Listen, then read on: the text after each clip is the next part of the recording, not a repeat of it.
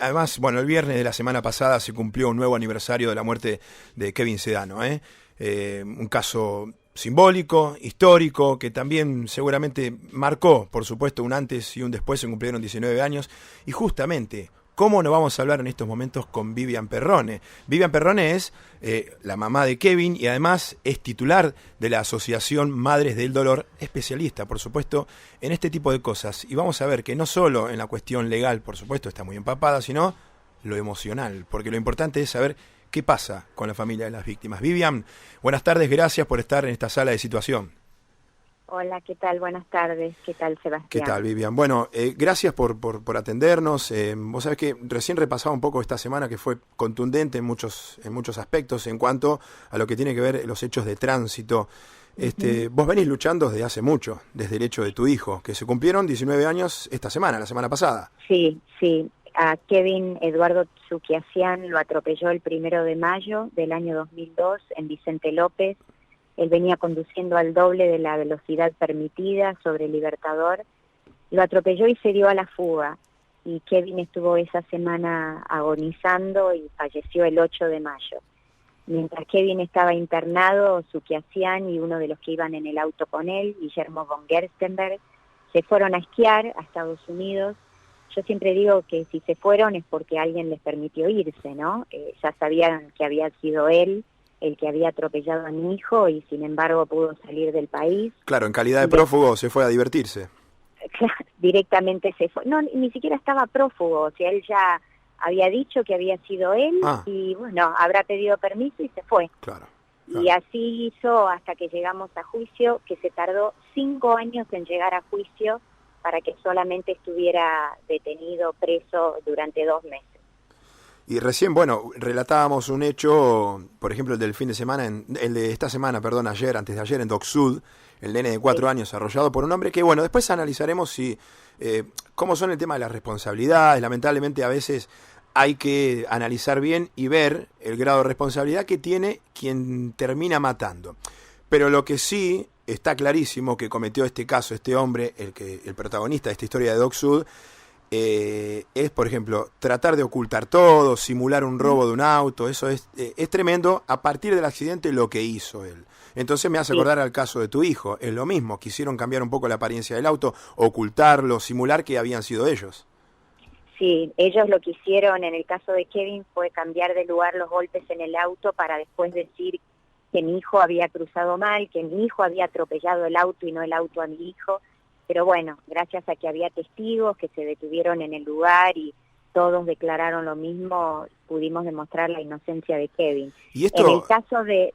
Sí, Vivian, decime. No, que en el caso del nene de Dock Sud, que se llama Ciro, se llamaba pobrecito Ciro, vimos a la velocidad que circulaba el auto. Sí. Si ese auto hubiera venido a menor velocidad, Ciro, pudimos ver en el video que se escapa de la mano de su mamá como para cruzar, y ahí es donde lo atropella este auto. Pero si el auto hubiera venido a menor velocidad, en las calles el máximo de velocidad es de 40 kilómetros por hora. Ese auto no circulaba a 40 kilómetros por hora. Hoy quizás Ciro estaba internado, pero no hubiera perdido su vida. Y por supuesto todo lo que vos dijiste después, ¿no?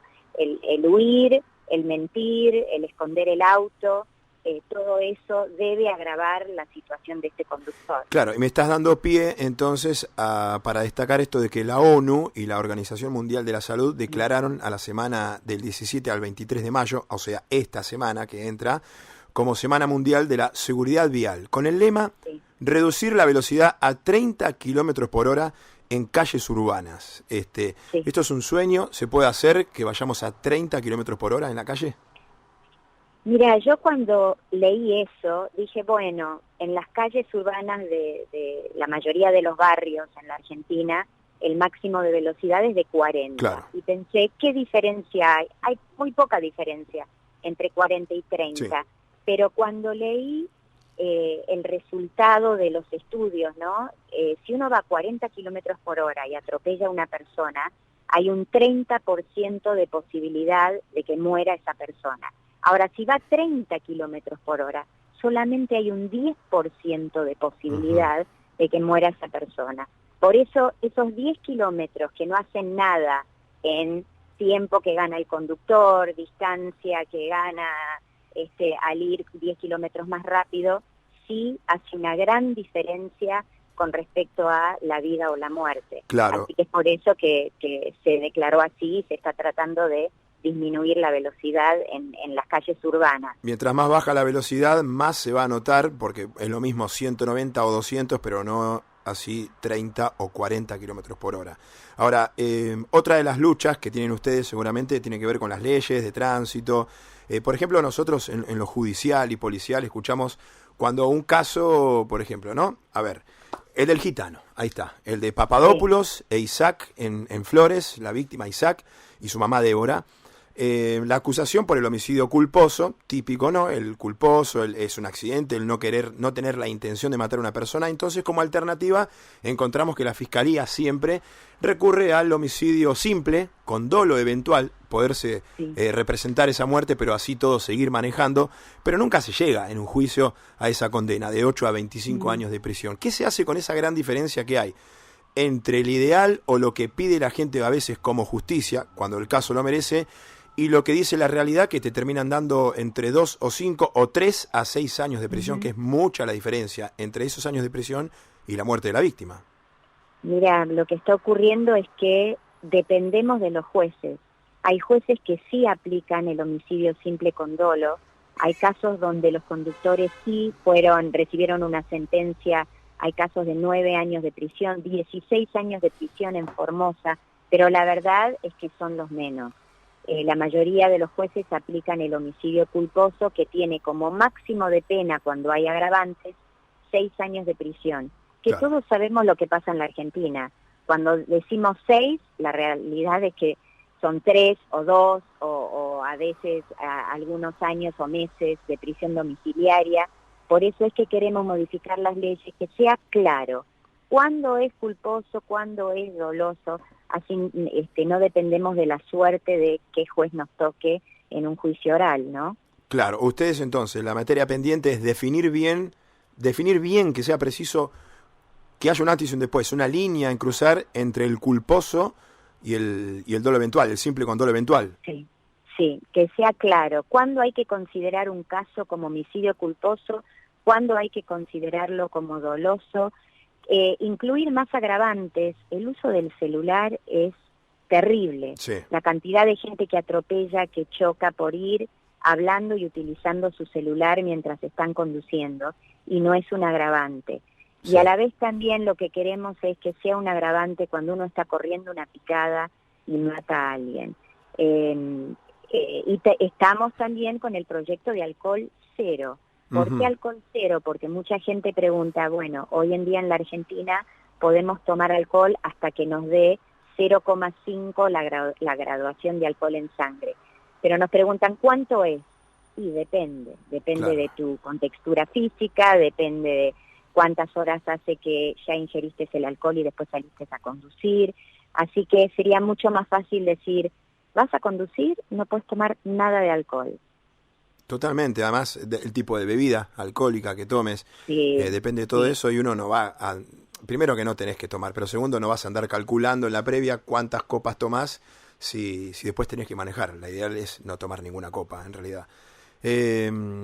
Y estamos muy lejos de todo esto, Vivian, porque siempre hay un caso que reflota la lucha de ustedes, que reflota el dolo eventual, el homicidio culposo. Siempre, lamentablemente, así como hay constantemente hechos de inseguridad, motochorros, delincuentes comunes, siempre hay un hecho fatal de tránsito, todas las semanas. Y siempre nos acordamos de ustedes, que nos reflejan el caso, pero esa lucha continúa, es una continuidad de hace 20 años casi. Sí.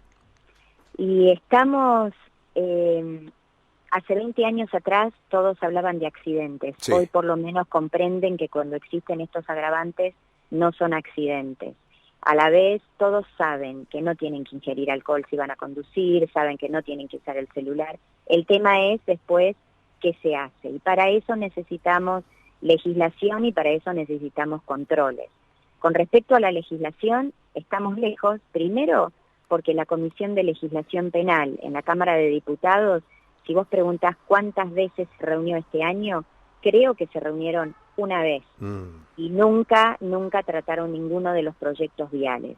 Entonces lo que les pedimos es que se reúnan, que traten todos estos proyectos que están presentados, que se forme un debate, que realmente se vea qué es lo mejor para nuestro país, y después sí, necesitamos de esas leyes y después que se apliquen, ¿no?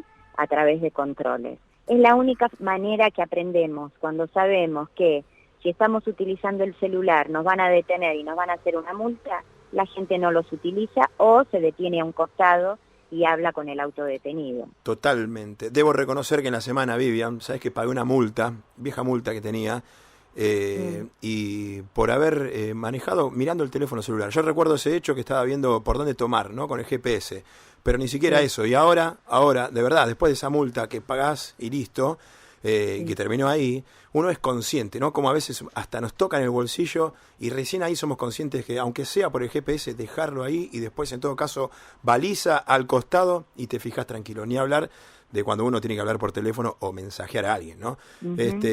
Así que bueno, si con el bolsillo, esos pesos, somos conscientes de lo que estamos haciendo, bueno, imagínate lo que significa arrollar a alguien, ser lamentable protagonista de un hecho, y como decís vos, son hechos en todo caso de tránsito, ya no son accidentes y se pueden evitar.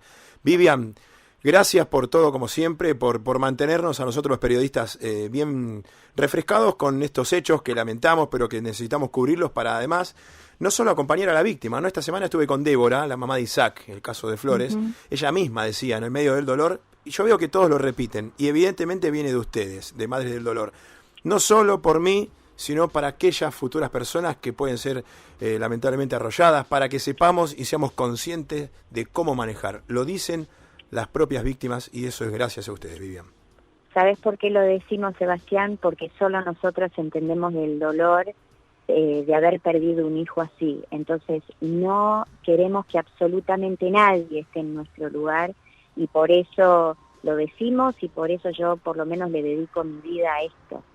No, a tratar de que otras personas no tengan que pasar por esto. Esperemos que nos escuchen.